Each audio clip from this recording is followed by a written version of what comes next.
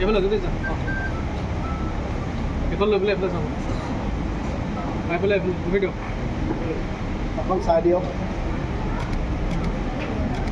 বা শিক্ষাৰ্থীগৰাকী যিমান শিক্ষাৰ্থীলৈ তেওঁলোকৰ উত্তৰ উজ্জ্বল কামনা কৰিছোঁ আৰু নিজৰ নিজৰ আসনলৈ যাবৰ বাবে আহ্বান জনাইছোঁ।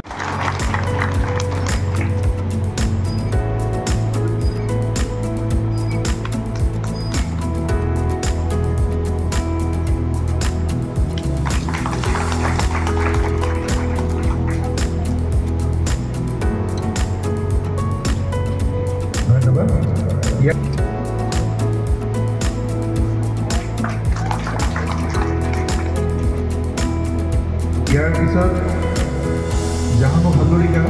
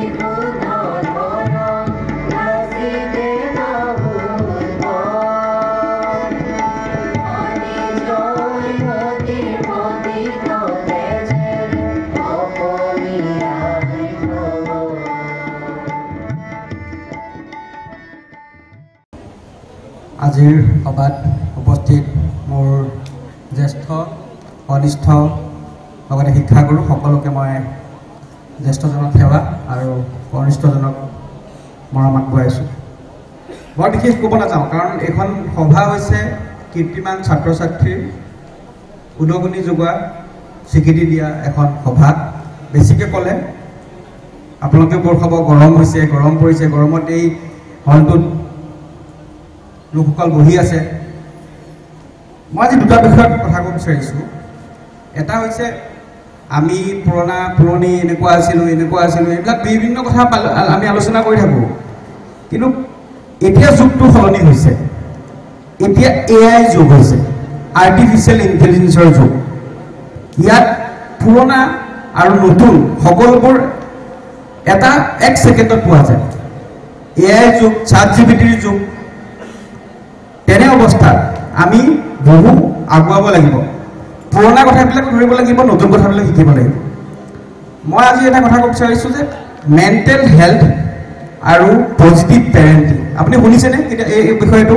মেণ্টেল হেল্থ আৰু পজিটিভ পেৰেণ্টিং। মেণ্টেল হেল্থ আৰু পজিটিভ পেৰেণ্টিং এনেকুৱা এটা বস্তু, এনেকুৱা এটা এৱাৰনেছ কম হৈ আছে আমাৰ ভাৰতবৰ্ষত। তাৰ বাবে আজিৰ এই ছাত্ৰ ছাত্ৰীৰ লগতে এই হলত বহি থকা 99.9% ইয়াৰ শিকাৰ ময়ো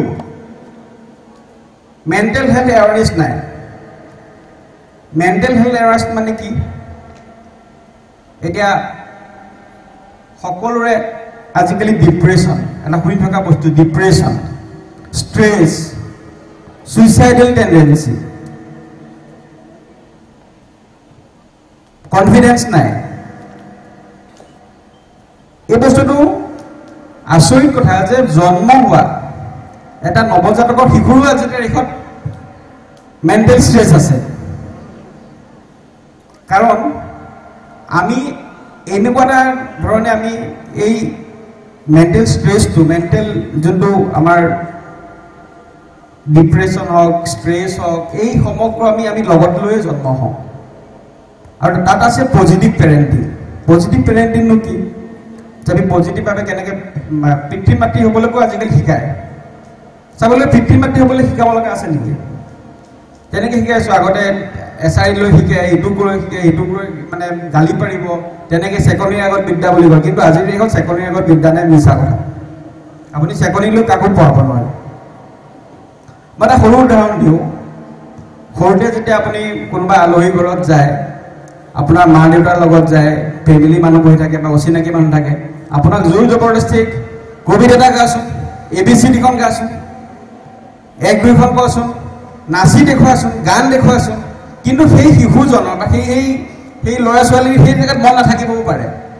আমি কি কৰোঁ, জোৰ জবৰদস্তি কৰাওঁ, কাৰণ মাক বাপেকে সেইটো এটা মানে এটা প্ৰাউড ফিল কৰে যে মোৰ ল'ৰা ছোৱালীয়ে কিন্তু ক খ খন আজি কম বয়সতেই গম পায়, ABCD জানে, ৰাইমছ জানে, সেইটো এটা প্ৰাউড ফিল কৰে।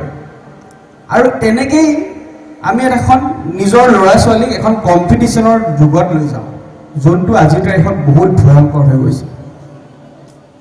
আমি নিজৰ ঘৰখনৰ পৰাই সেই ষ্ট্ৰেছ, এনজাইটি এইবিলাক আমি নিজেই সৃষ্টি কৰি আছোঁ। আমি বেলেগক দুখিব পাওঁ। মোবাইল এটা কাৰণ, ক'ব দিনৰ দিনটো মোবাইলতে থাকি থাকো, হয় মোবাইলটো কাৰণ, ষ্ট্ৰেছ এনজাইটি এটা কাৰণ মোবাইলটো। এতিয়া এইখিনি বস্তু আমাৰ চৰ্চাৰ অভাৱ আছে, কাৰণ চৰ্চা কৰিব লাগিব।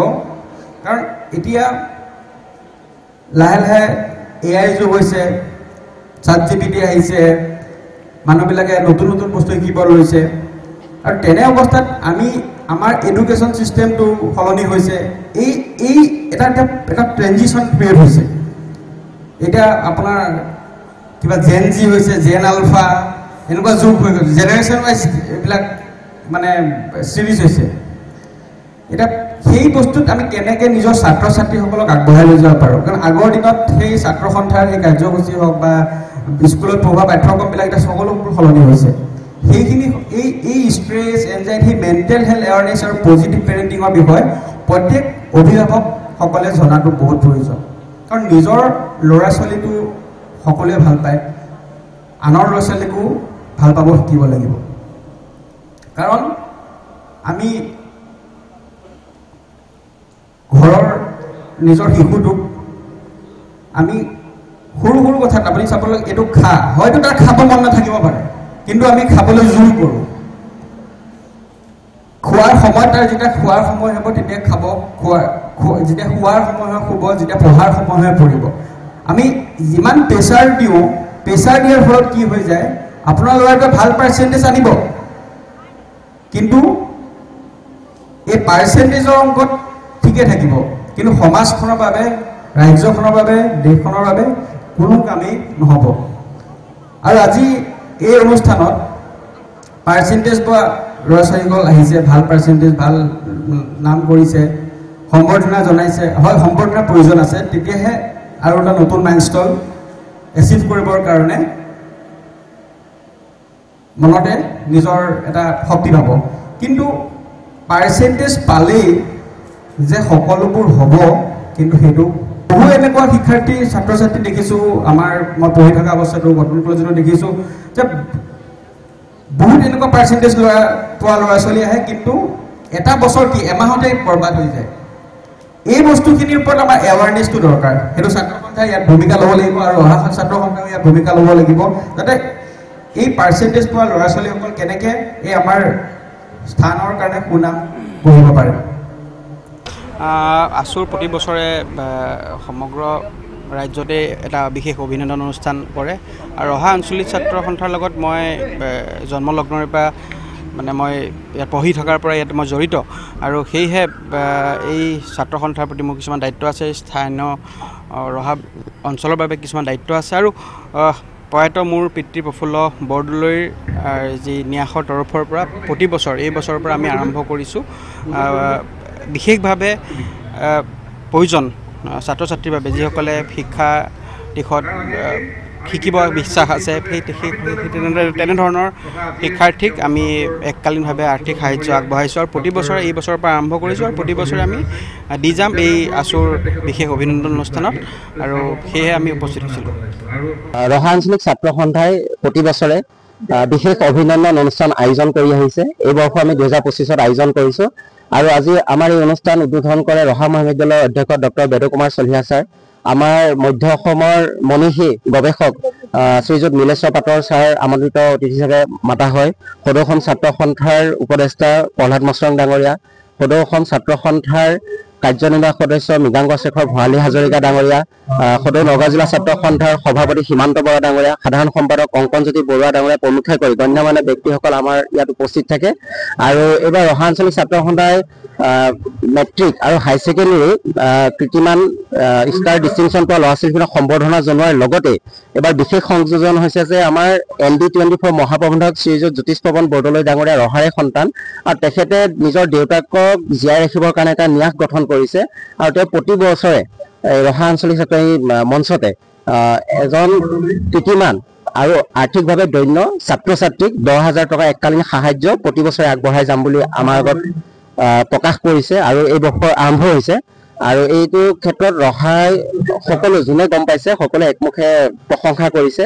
লগতে আমাৰ ৰহাৰ মহিৰুৰ স্বৰূপ স্বৰ্গীয় হীৰেন্দ্ৰনাথ বৰা ছাৰৰ স্মৃতি জীয়াই ৰাখিবৰ কাৰণে এটা ন্যাস গঠন কৰা হৈছে পৰিয়ালৰ ৰহাবাসীক লৈ। আৰু সেই ন্যাসৰ তৰফৰ পৰা পাৰদৰ্শিতা দেখুওৱা শিক্ষানুষ্ঠানক একোখনিকৈ হেণ্ডপুখ প্ৰদান কৰা হৈছে এই অনুষ্ঠানত। আৰু এটা বিশেষ সংযোজন কৰা হৈছে যে APSCত যিসকল আমাৰ ৰহাৰ সন্তানে উত্তীৰ্ণ হৈছে তেখেতসকলকো এইবাৰ সম্বৰ্ধনা জনোৱা হৈছে।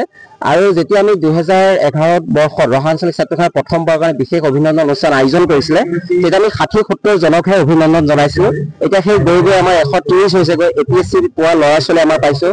বৰ্তমান আমাৰ পৰিৱেশ পৰিস্থিতি খুব ভাল হৈছে, শিক্ষাৰ ক্ষেত্ৰত ৰহা আগবাঢ়ি গৈছে, এই তাৰ প্ৰতিচ্ছবি। আগন্তুক দিনত ৰহাখন আৰু আগবাঢ়ি যাওক তাৰে আমি কাম্য কৰিছোঁ। আৰু এই ক্ষেত্ৰত ৰহাবাসী ৰাইজৰ অভিভাৱকত্ব আমি বিচাৰিছোঁ।